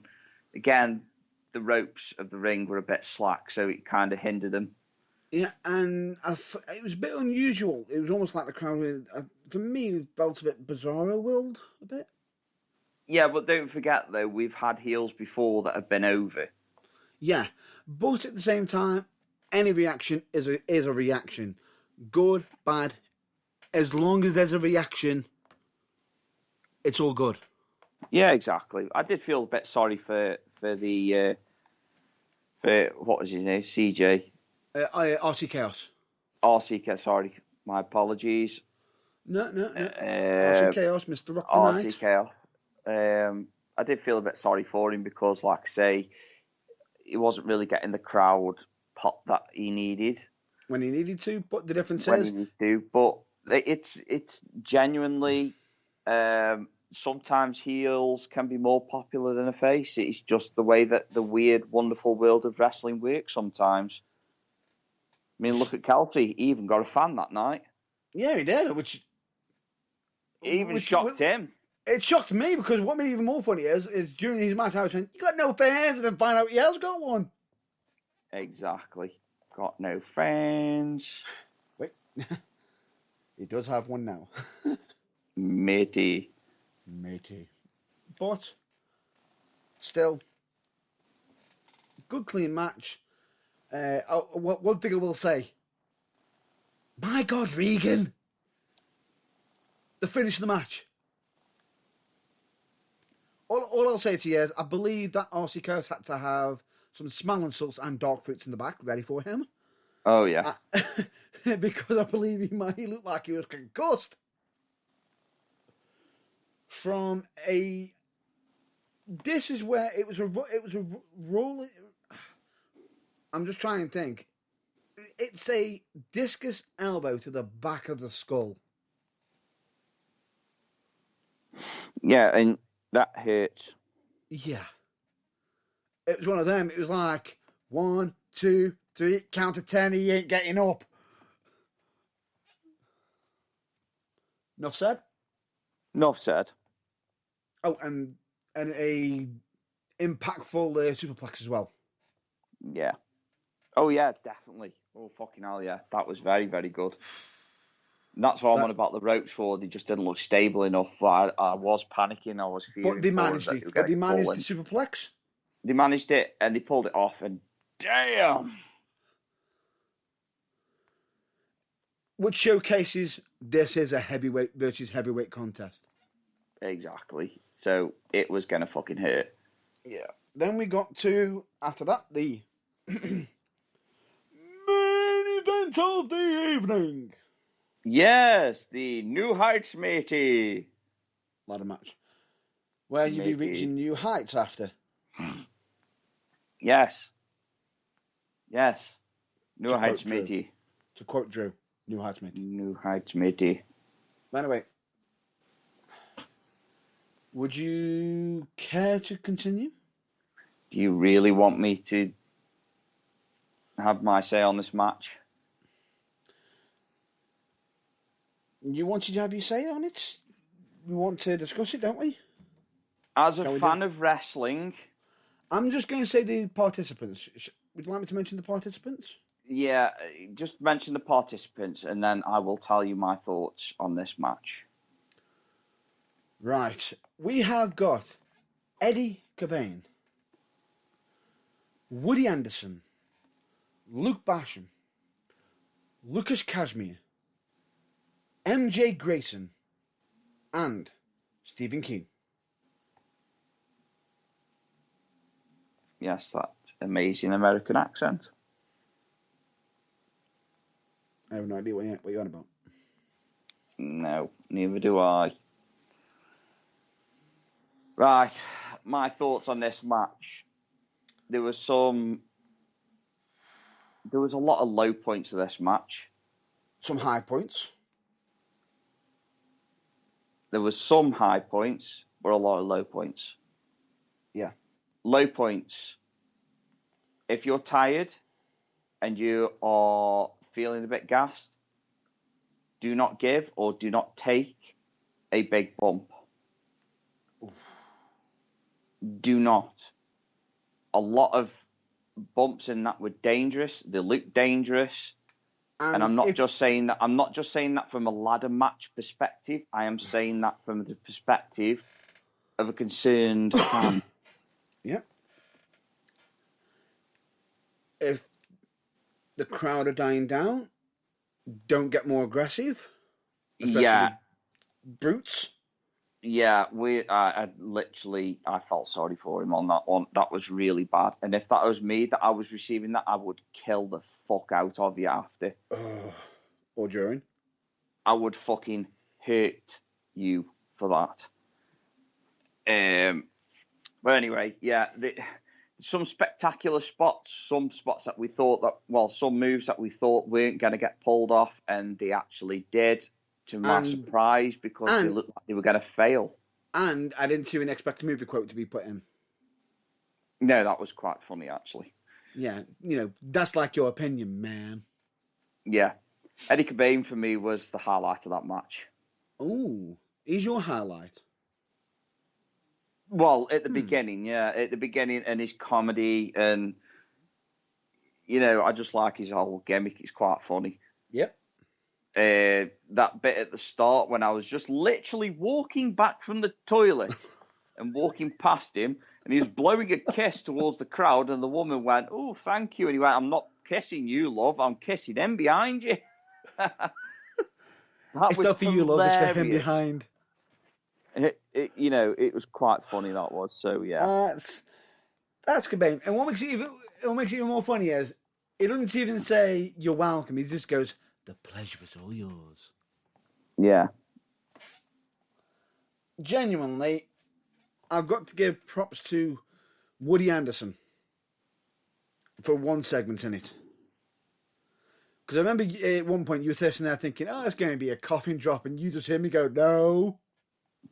No, it was a fucking moonsault, which was a good fucking move.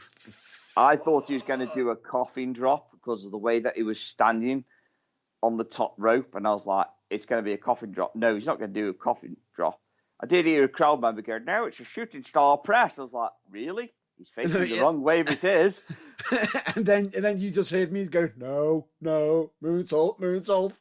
Yeah, moonsault. This is going to be painful. And what was it? Was it Keen and... No, it was on, I believe, 3. I think it was about 3 bodies on the ladder. No, it wasn't. It was 2.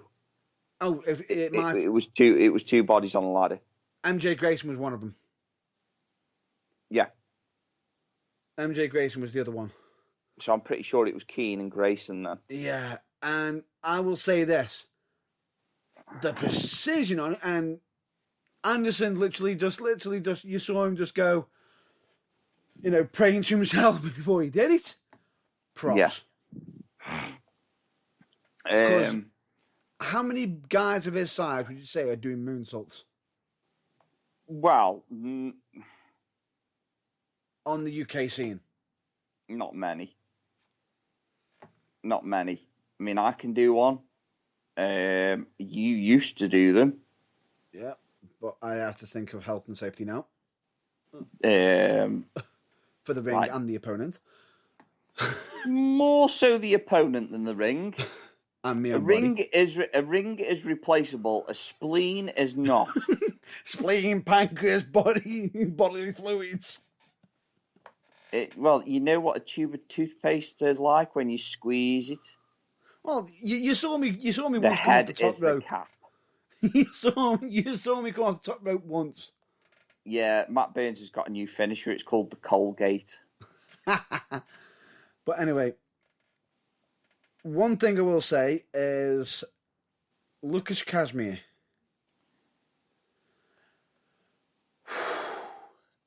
Impressed. Yeah, really impressed me. The single Spanish fly. Yeah, impressed me.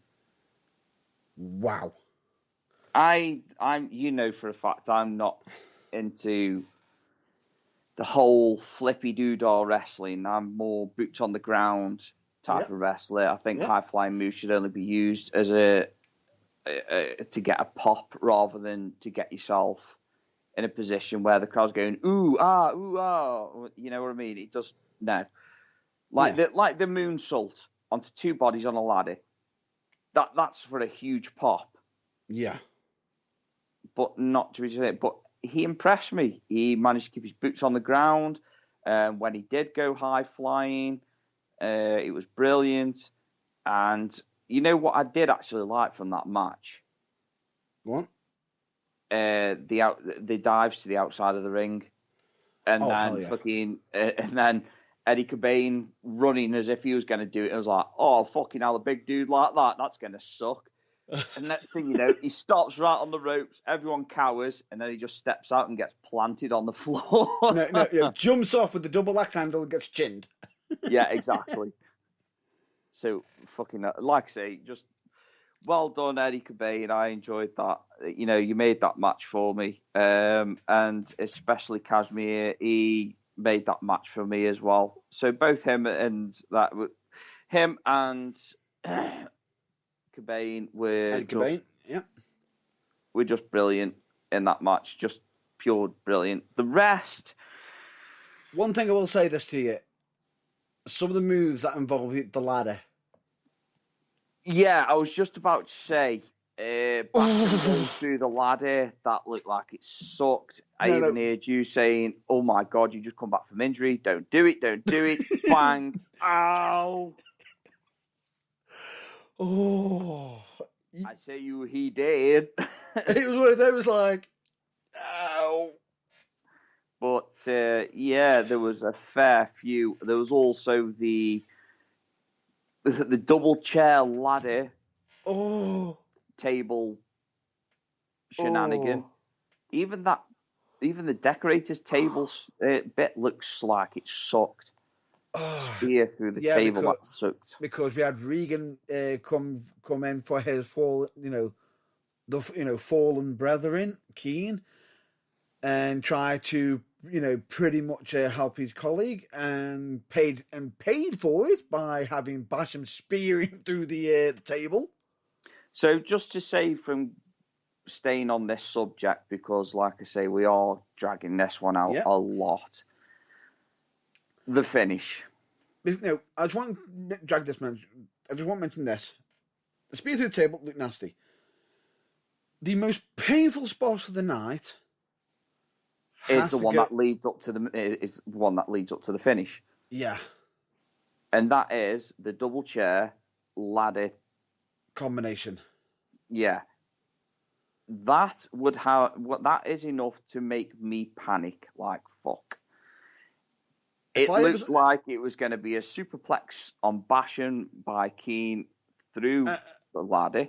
And you heard me going insurance. And then all you see is Basham get the advantage. He slips through. Powerbomb through the ladder. Ow. And not only was it an ow moment, but then again, don't forget the ladder imploded quite a few times. Yeah, what made even worse is it wasn't even one of them regular, step ladders, were they? Not the aluminium ones. It was the thingy ones. The plexiglass. Would you say? Are they? It's like a solid. Well, not solid plastic. It's like a flexi plastic, but it's more solid than your regular plastic. Yeah. But under extreme pressure, it does buckle. Yeah. And Yeah, let's just put it this way. They all put them ladders to the test. Including Basham. Fiberglass ladders. Yeah. Now, the finish. Am I allowed to talk about the finish now, or are you just going to keep interrupting me? For yours. The finish. So he takes the powerbomb through the table, through the ladders, and he actually stays there. Yeah. Ow. But then, for Basham, gets another set of ladders, puts them over his gut or groin area. Close to groin. Exactly. And then proceeds to climb to the top and gets the briefcase for the contract. Yes. Now, I take issue with two things there. One, you'll keep not on the air. You won't be sitting on the air. No, you're wrong, actually. I wasn't even going to say that one. Right, that's what I'm saying. And this is the point I was bringing up with yourself, wasn't I? It took far too long for him to get the briefcase. But It should have been on a hook. Yeah. Not a safety clip, like a climber's clip. Yeah. And the scary thing about it is, being a winner of a ladder match myself, I suffered this experience myself. There was just one difference between mine and this match. In my match, I had the ladder kicked from underneath me, but I was smart enough to quickly grab the case and bring it with me. Yeah, well, this is the thing, right? It took too long. Yeah. And the second issue I take with it is that the remaining 3 wrestlers, it made them all look a bit stupid because they were all crowding around the bottom of the ladder and they weren't even attempting to go up it To stop him. or at least fight around the bottom of it to stop him from doing it. Yeah. And whilst he was actually grabbing the briefcase. So it just looked... There was just a lot of parts in that match that looked unsafe and sloppy. And yes, I am going to state that for the record. It did look unsafe and looked very sloppy in certain places, but there were a lot of good spots about it. Yeah. And if anybody takes issue with that and they want to talk to me about it, that's fine. But just know, you should accept constructive criticism because that's what this is. Yes. But I do take issue with them 2 main things. Yes. It took far too long to get the briefcase, and the remaining 3 wrestlers that weren't keen, because obviously Keen was practically dead. it was literally, you may need to get the smelling salts. Smelling salts and a transfusion. He may also need dialysis. Because I remember, if I'm not mistaken, I believe you were saying might be pissing blood for a week. Yes, because I did say after that he might be pissing blood for a while. Yeah. So yeah, they came in too quick for me. They should have, if they saw him struggling to get the case down, they should have fought him. They should have fought amongst themselves to get up the ladder, not try and look up the ladder like it was the fucking scene from The Lion King.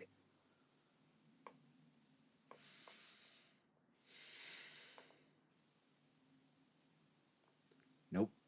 Because it did look like that. I was just half expecting you to turn around and go, Simba. I was not bite. I was trying not bite. I was trying not bite or laugh. The circle of life. But anyway, like I say, that was the end of it. It was milked a bit, but I do understand why. It's the first show back in over 18 months, and it means a lot. It means a lot to the wrestlers, and not just the wrestlers, but the fans. So it was overall. I'm not even going to attempt to give it a rating because it just was what it was. No, there's no point in doing rating. You know, it was a good first show back. You know, certain areas could have had some ring rust, as we said, and everything. The only point I'm going to point out on this one, the only criticism, and I will say fair due to the person who was working on it, who wasn't, you know, who might not have been as experienced at it. For it, the only thing I Was will say this the sound? the sound system, the PA for the entrances. It took a little bit of the edge off, but learning curves. Yeah, Learning curves. learning curves. First show back, learning curves. I'll be honest with you, I'm expecting when I got the first KWA show back, I'm expecting some slip-ups happen, some certain mistakes happen, and everything. I am expecting it. And if anybody wants to give me feedback on my show, honestly, I have always got an open ear available to listen to. I believe. What do you normally say? You've lost me. If anybody's got any feedback, as long as it's not just it was shit. Yeah, well, it's constructive Criticism. As long as if there is constructive. something in that you weren't too keen on, or something that you think could be improved to make it more enjoyable, then that's fine. Yeah. But again, with my criticism, I'm not being a dick. With Matt Burns' criticism, he's not being a dick. He might try and be a bit too nice about things. I won't. But I can't lie about it. Even on Matt Burns' shows at UKWA, if I see something that I hate, he is going to fucking regret ever letting me watch a UKWA show. And I believe you've already given me some pointers and feedback, which I already corrected. Yeah, that's true. But, you know, it's like I say, if you don't accept constructive criticism and you don't listen to other people's feedback and you carry on the way that you're going, like certain promotions in this particular area, none being named, you're going to get stale, you're going to get boring, and you're going to get found out very quickly. Nothing more to add. Nothing more to add to that. So yeah, constructive criticism, it's always good. It's always good. But anyway, I think we are done for this week because it's been 2 hours. I'm tired. I need a poo. And I just wanted to be a bit more forward than usual. Yeah, and what I'm just going to say, instead of the usual spiel of what we normally state, I'm just going to be pretty much quick about it and just state, we are an advocate of mental health, we always state, I'm just going to just state this, if your mental health isn't great, don't be afraid to speak to others, and, you know, make sure to take care of yourself. We always recommend you all to be excellent to each other, and of course, follow the number one rule. Don't be a dick. Pretty much. And with that, we hope you stay well and stay safe. And until the next episode, we hope you check out your local wrestling. But to point this out now, already, next week's episode will be pre-recorded. It will be pre-recorded. I'm not sure why, but... Do you want me to state? No, just fill me in later. That's fine. It will be pre-recorded due to busy schedules, is what I'm going to state, which is the honest truth. And hopefully, but if anything does change and it is back to being live, we'll let you know. We will let you know. But until then, I've been Matt Burns, and I have been a constructive criticism. Basically, you've been a critic. I have been a critique. Yes, you have. And it was all constructive. Yeah. So, with that, it has been emotional. Very emotional. Until next time, catch you later. Love you.